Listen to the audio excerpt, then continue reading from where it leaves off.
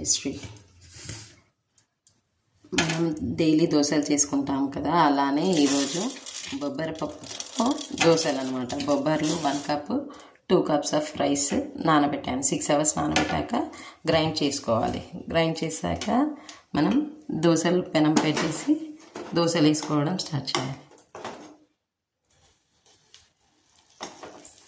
Same మినపప్పు దోశలు ఎలా వస్తాయో ఇవి కూడా అలానే వస్తాయి. కాకపోతే డైలీ మినపప్పు వాడడం మంచిది కాదు కాబట్టి అన్ని పప్పులు ఆరోగ్యానికి మంచిది. సో అందులో బొబ్బరపప్పు కూడా యూజ్ చేయాలి.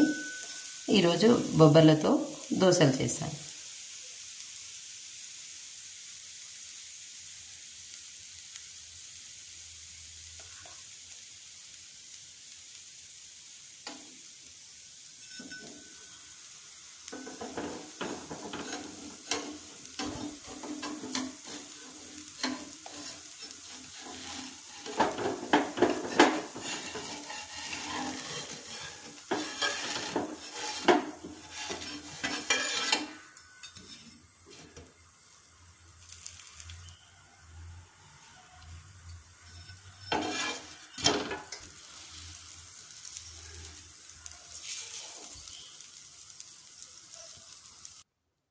టేస్టీ బొబ్బరపప్పు దోశ.